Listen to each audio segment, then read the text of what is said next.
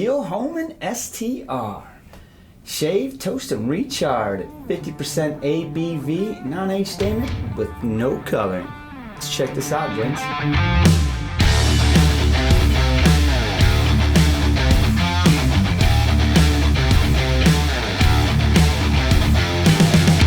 What is up? Hey guys, it is Scotch for Dummies. 4 guys on a Scotch journey to help you with your next Scotch purchase. And it may just be 50% ABV Kilchoman. STR, right?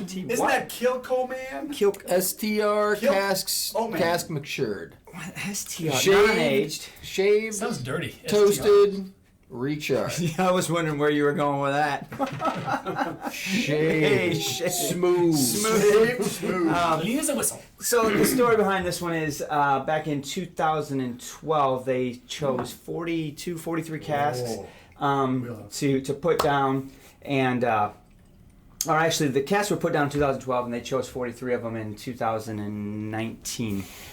It was released in Europe in May. I don't know exactly when it hit the States, but it's been out for 6-7 months or so. Shaved, toasted, and re-charred is what the STR stands for. Basically, what they're trying to do is take away some of the bold flavors that a regular sherry casking would bring. It makes it changes it. It's not going to be quite as bold and sherry forward, right? So it's giving it a little more gentle touch. I suppose that's the thing. Alright. 50% ABV, so they bottle it at cask strength. At least that's what it says on the website. They hit 50% on the nose, just pulling out of the cask. Maybe they got lucky. No coloring and non-chill filtered. So How did we get this bottle? Is this one yours? yeah, this one I brought this one over. okay. I picked this up at Vine and Table we were up there doing some stuff. We were actually shooting a review or something up there one time. Oh, is that not when you too long pulled ago. this And one? so Okay. I think I paid 120 for it. So that's kind of a salty price for a non-age statement. Yeah. But it looked different. It stood out to me, and we're gonna review it. So I'm He's gonna intrigued like it. by the whole process here. So, I mean, it's a sherry cask, right? That they're shaving. that's what it says. All right, so you're taking off a layer of wood that has more of the sherry influence. right? Absolutely. And then you're toasting and re-charring, so you're getting more of the oak influence coming Yep. through, and it's letting it penetrate, probably some wood that hasn't previously seen whiskey or any kind of liquid. So you're getting some more of those oak. They made a point Oils to and describe things like the that. toasting and charring is actually the fire used for it is actually from previous staves. They made a Really? point to say that too. So, does that make a difference? I don't know. You toasted it with from the fire from previous staves? I don't Right, know so that they that took- would- So it's an oak fire, supposedly. Yeah, I don't know. 14,500 bottles came out in the batch. So, All right. Interesting. I would say this is lightly peated. what do we Would know you? 'Cause about? I could smell it before we took the caps off. Yeah, right. So whoever Do they poured it even got it mention all it? over this, and I can smell it in my Yeah, hand. yeah. I can smell the peat. Do they even talk about peating it? Because, Kilchoman doesn't necessarily peat it. It's got some nice fruit notes in it, though. I mean, you that's do what I get thought. that peat, but there's some really nice, I would call them dried fruits. Well, and I got like grape. I mean, like. So, ironically enough, it smells very peaty on my hands. Oh, yeah, I mean, it it's The question, though, I mean, I would think this would almost be like a bourbon barrel finish, because it's an oak barrel that's been essentially shaved clean to remove all of the sherry, and now it's got. Now, Well, you're not going to remove all the sherry, but I think it depends on how far down they went. yeah. You know what I mean? So, to me, if it's not a reconditioned cask, because then it would just be a reconditioned cask. Like, you're not really going to get any sherry influence out of that. So it sounds like they're taking a little bit of what would be the most heavily influenced parts out, and letting some of that sherry come through, but also getting some more of that oak influence coming in. And it is a younger whiskey, so 'Cause if you toast it, that means you've taken it all the way back to bare wood. There's no char left on there. You've shaved all the char out. And then you toast it, get it brown, and then you char it and get it to alligator or so. whatever. Tell me this: the difference between toasting and charring. To me, when what you just described, I'm like, well, why go through the process of toasting it if you're just going to char it? In other words, why do I want to get it nice and crunchy or crisp and Well- browned, and then I'm going to burn the hell out of it? because so you've got the toasting process heats the wood up There you go. completely heats the wood up all the way almost full through. depth, yeah. Yeah, and so you're getting those oils moving around. So you're getting things that maybe weren't in that inner side that have been Exactly. used up, moving that way to an equilibrium state. And then the charring is literally just burning that one it, in the but inside. it's quicker. Right. It's a really hot Flash. fire that Flash. is it's just burning that That's why Right. inner Yeah. part, and that's it. I'm pretty sure I knew I had the answer, but I wanted to talk about it so that everybody gets the benefit of why would you even go through the process of toasting if you're going to charring, if you're going to char it anyway. But that makes good sense. That was a good description. All right, what are people getting? I'm getting like a sweet honey wax, slightly licorice, and cherry, and kind of almost a fruit note. But I'm not sure Yeah, what I'm that getting is. like a white grape. That's when I first noticed Okay. it, that's what popped in my head. No, I don't know A if white it's- grape? Yeah. So I'm gonna pull a Drew. Uh-oh. Should be good. You know those wax candies that you get when you almost were a said kid that had like Came root that close, beer, I'm like, I do it all the time. I'm not doing Coke it. bottle? like those Coke bottle It's ones. got green and Because orange flavors. it's got that waxy quality, but it's got that like candy sweet like kind of weirdness, and then there's some God, peat exactly what I and was smoke.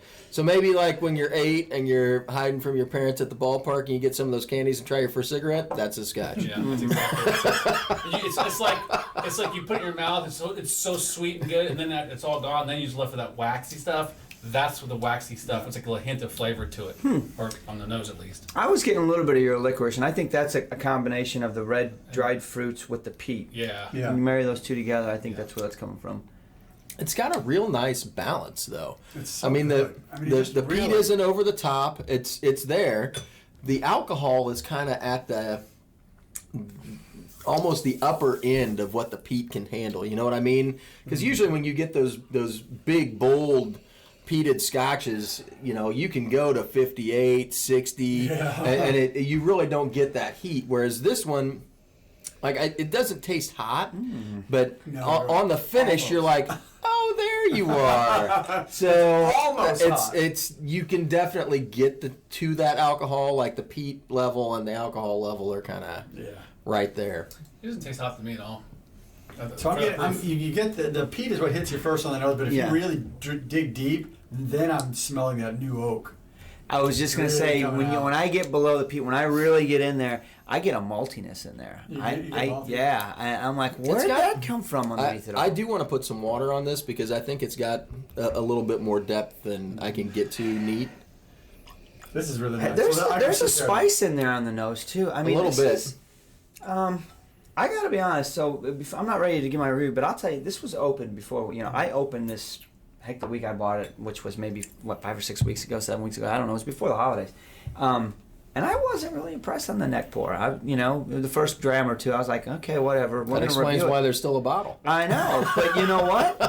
I gotta tell you, right now it's Pleasant dram. it's a pleasant dram. Yes, yes, it is, Very Mr. nice. Wheelhouse.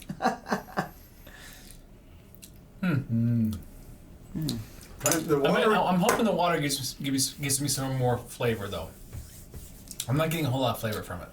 I will agree that it is fairly one-dimensional. There's a little bit going on behind the peat, but not a whole lot. Yeah, I can't get On the into palate. it. On the On the palate. palate. There's a little bit of sugar, a little bit of malt Real with the With water, wood and with wood. the water, and then the oak. I get the oak and a little subtle spiciness, just like some nutmeg and Not things surprised. like that. Not too crazy, like it doesn't linger for too long, but it's back there in the background. I'm not surprised by that because I think there's a hint of that neat, but everything is so strong that it doesn't come out as much.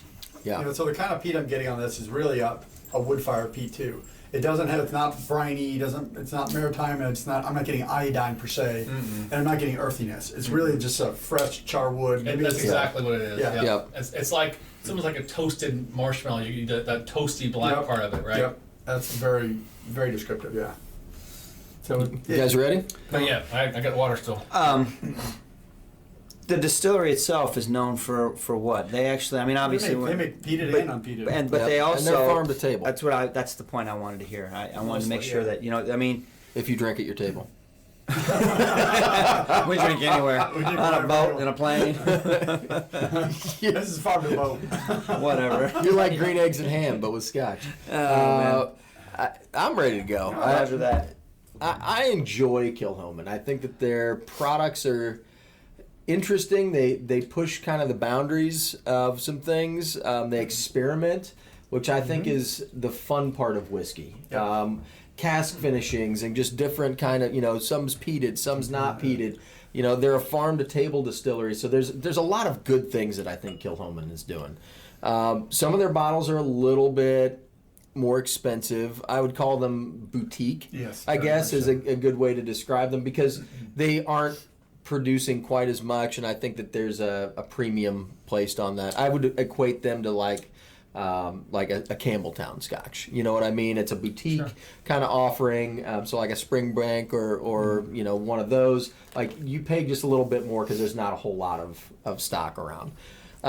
This particular offering, I would call it mild to medium peat. It's not crazy over the top.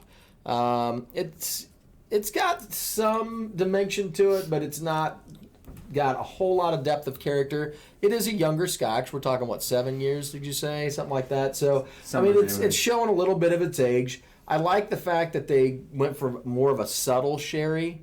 Because I do get a little bit of hints of sherry. There's a little bit of subtle sweetness in there, that candy that I was talking about earlier. There's a nice waxy quality to it. But I think it's just missing a little bit of depth and character that I'd like to see to give it a higher score. With water, it brought forward some of the sweet notes. The peat stayed fine. It's not going anywhere. It brought out a little bit more of the spices that I was liking. So, it's got a little bit of character, but it's $120? Yeah. So it's a little bit salty. It's an NAS. You're on the upper price range of what I would consider, unless it's like a really high-end, like one-off offering of an Single NAS. cask or something. So I'm going to give it a 2.5. I think that it's a nice dram. Like, I'm enjoying this. There's nothing wrong with it. But for $120, it may not be everybody's cup of tea per se. And I don't want anybody to get the idea that it's like an overly complicated Scotch and spend $120 on it and then be Right. you Bring it know. home, find out it's pretty one-dimensional. Right. So 2.5 for me, but a strong 2.5. I think it's a nice Scotch. Okay. This one's confusing to me. Because when I first had it 6 weeks ago, like I said, I wasn't that impressed. And then, first nose on this one, I was like, whoa, wait, what's in there? She's got something. I enjoyed the nose neat. I thought it had layers. I could actually, really get my nose in there and go down to the bottom and I get to find something else, or just off the top you get, and that was fun. I think the water really kind of hurt it for me. Unfortunately, neat, I didn't get what I smelt on the palate. It was pretty one-dimensional. Yeah, it's got a nice level of peat. It's not going to punch you in the nose, but I didn't get any of what I was smelling as far as all those aromas in the nose on the palate. I got a really long finish, left a really salty, sort of like a salted peanut on my tongue for a long time. I think that the water opened the nose up and let me get to one more layer deeper, which I thought was really neat because I got into some of that maltiness and you could get into that oak. But man, on the palate, the water just didn't do much for me at all. So, gosh, it kills me that it's a $120 bottle too. I understand what they were doing. It's a little bit of a special, and I like the fact you used the word boutique. But I'm going to say a 2. Flavor and drinkability, maybe a 2.5. But when I think about that $120 for a 6 to 7 year old, I'm going to stay with a 2, and I think that's what it gets from me. Okay. I like this bottle. This is a really good balance between the peatiness and a little bit of barrel flavor, a little bit of sweetness. I don't know if it's truly sherry, but I'm getting a little sweetness in there as well. From a value to flavor, it's got a great long finish. You can take a glass of this, sit with it for a half an hour easily, and just take sips and do whatever else you want to do, work on your computer or read or whatever. $120 is a little bit pricey for this, but it's got good bones. It's really got a good structure, not overpowered. I'm going bounce between a 2.5 and a 3. Woo! I don't know. The price is a little high. It does lack a little bit of complexity, but I think it's worth a 3 because it's really well balanced. At 50% ABV, there's no burn on it. The peat is balanced enough with the alcohol that it just kind of, it worked well together. With adding water, it didn't change it that much for me. It might have brought the sweet a little forward, but I think it was good with water. Without, you can stretch it with water if you want. So I'm going to go with a 3 on it because it's a nice bottle. Wowzer. How much you give me for 3/4? No.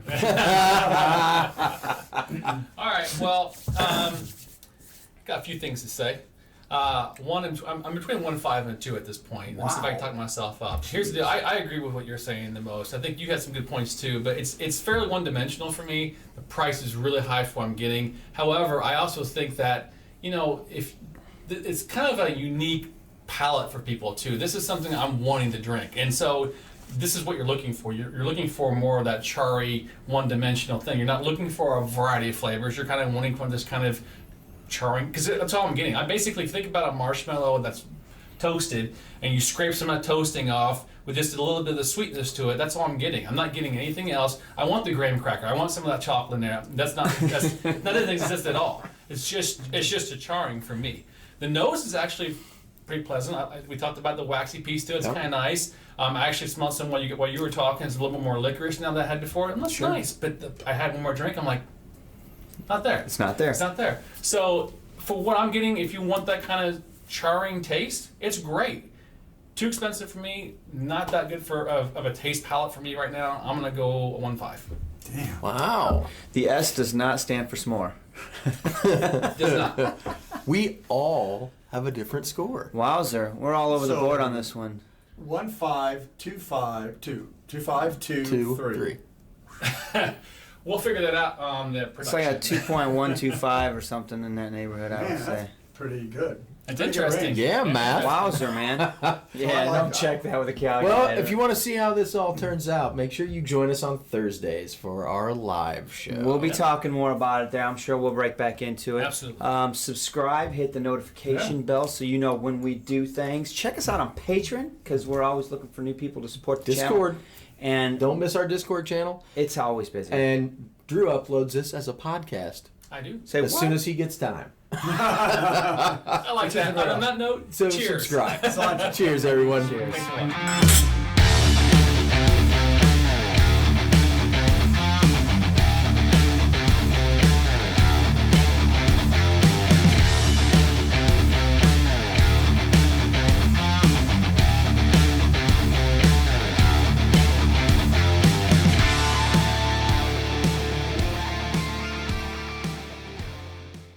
Hey. Kilchoman STR. What the what? What's that mean? Yeah. Anyway, 50% ABV, non-chill filtered, no coloring. It's a non-age statement. We're going to dig into it. You should join We us. gotta do that over. Why? If you didn't have that to put your head on the table. All I heard was, hey. I couldn't stop thinking about it. Did I say that? Hey. I'm like, I don't think I'm like that. Hey, I don't know.